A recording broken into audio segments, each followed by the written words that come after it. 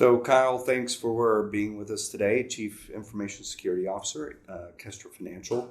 Tell us a little bit about Kestra. Sure. So Kestra, or Kestra Holdings, is a series of wealth management services and platforms across the United States that focuses on independent financial professionals. So, we're talking a little bit about identity today and the identity program that you pretty much envisioned and launched here at Kestra.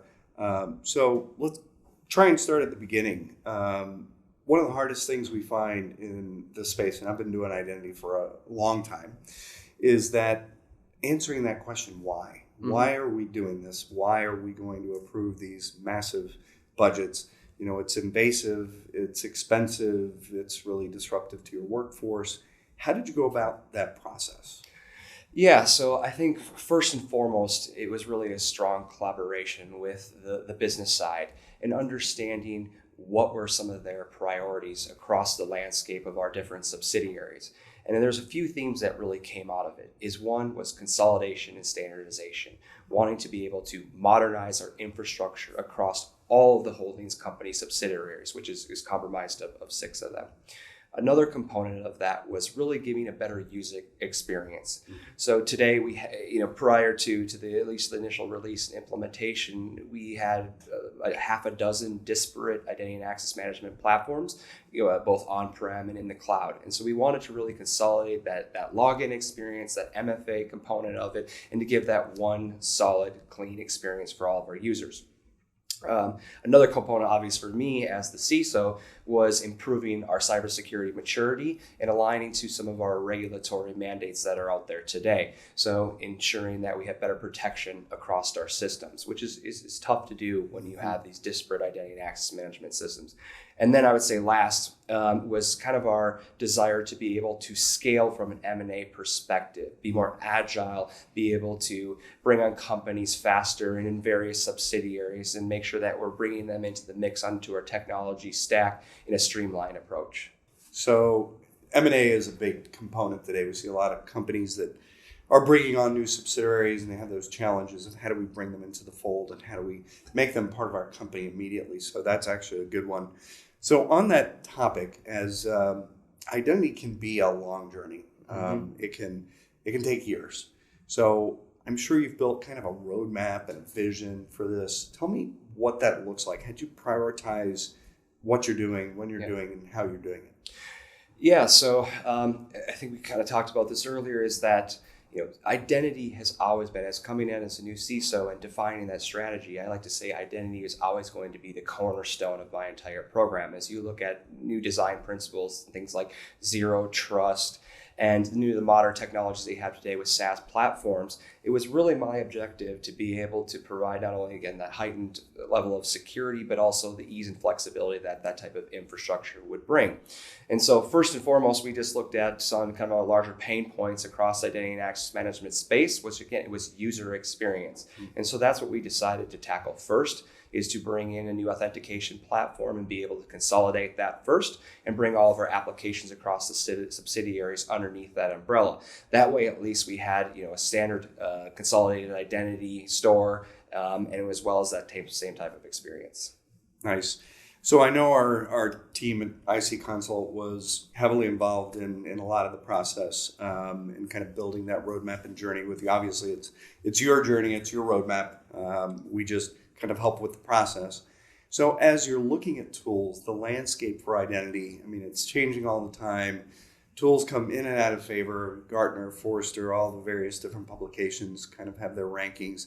How did you go about that tool selection process? I know we helped through, intelligence experience we have, but at the same time, it's your choice at the end of the day.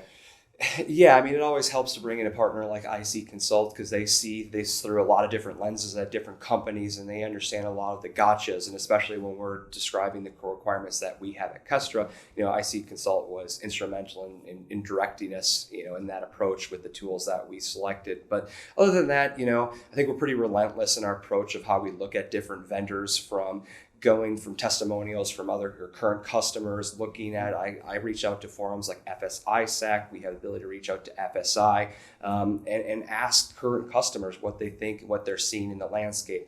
I've also been a big fan of the Gartner Quadrant for a long time, Sure. looking at the upper right quadrant and seeing what's out there, but also seeing some of the more innovative solutions out there. So it's not one thing rises to the top. I think it's a combination of multiple angles. And it's an ever-changing marketplace. I mean, it continues to evolve probably faster than other areas of technology, quite frankly. It's constantly changing and something we have to keep up with.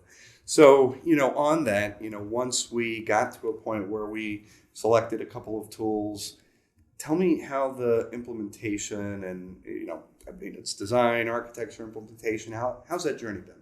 Yeah, it's really been great. I think the thing that I would highlight to anyone trying to go down this path is that you really need to have what I would call a formalized and structured plan of execution. Understanding how you're gathering requirements. What is the next step from there? Architecture, design, build, and making sure you have a strategic partner like IC Consult that can guide you through that journey. A lot of times I see, there's sometimes you see those failed identity access implementations out there. I think the number one thing that kind of is the common theme is that they didn't really structure or formalize it to a best-in-class roadmap for identity and access management. Absolutely. So, as you continue this journey and continue to evolve, obviously along the way in the past year and a half, there's been some success. Mm-hmm. Tell me about how that success has been and how's the organization feeling about what you're doing? Yeah. I think the one thing I'm most proud of here is not only within cybersecurity, but across the entire technology landscape. Our recent implementation of Okta, our authentication platform, touches every employee and every customer across the holdings company. So that's, I think, about 700 or 800 employees across 6 different companies. That's approximately 3,000 end customers across, again, 6 different companies. And so it's really, I think it's remarkable and a great accomplishment that we are the first ones who've been able to say we have implemented a holdings-wide technology initiative and been very successful at that. Anecdotally, I always I think just recently we had someone kind of pop in the room and say how much they loved, the new application portal that we provided to our employees. Like the simple things, they don't have to remember passwords, usernames anymore. It's just that one login experience. And similarly with our customers, we're able to provide, different factors for MFA and give them that flexibility and that better experience that you come to expect today with, a modern wealth management platform. So it sounds like identity has really become an enabler for the organization. Absolutely. And just with that is we talked about M&A activity right away. We have onboarded, I think, 6 firms within one of our subsidiaries in days, not weeks, now that we can bring them onto that centralized platform for authentication and bring on those apps easier. So as you look at what's been accomplished so far, and I think it's been a ton, what is next on the horizon? What are you looking at? Yeah, well, I'd like to celebrate our success. We have a long journey ahead of us. Making it the cornerstone, that takes a significant amount of work and execution that we have coming up here. So really, initially focused on the authentication side of the identity and access management. We're shifting over to the authorization side. So we're going to be focusing on things like onboarding, offboarding, lifecycle management, access certifications, password reset, and self-service. Those components, not only from a workforce standpoint, but also for our customers. The unique thing about Kestra is we actually have 3 different levels. We have workforce, we have our customers, and we have our end client. So that's also something that we're going to be focusing on here in the early Q1, Q2 of 2023 is looking at identity and access management for our end clients, which is approximately 200,000 users. Yeah, the way of identity has gone very holistic and, typically a little bit of chicken and egg in priorities, what comes first, the customers or the enterprise, but you've done it the way you have, and I think so far it's shown a lot of success, which is great. So you talked about authorization. Authorizations, it's a tough one.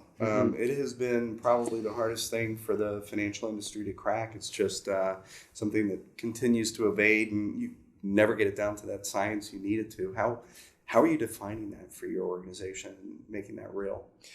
Yeah, I mean, I'll just be quite honest here. Like you said, this is not easy. Authorizations are not easy. You know, we're riddled with bad data, and it's really a grind. Unfortunately, you have to go application by application and understand their authorization model, understanding what there is today, how they grant access, what is that vendor's roadmap for authorizations, how are they changing in their space, and going application by application and onboarding those into your authorization management system, which we've chosen SailPoint Identity now.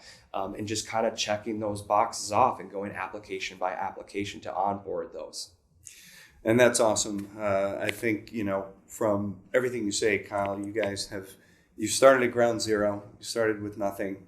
You were a champion for it, up the chain of command. You got budget and, authorization to do it. You've had a lot of success on the back end. I think that's justified. Thank a you. lot of things you're trying to do forward. So it sounds great. It sounds like a big success. Appreciate that.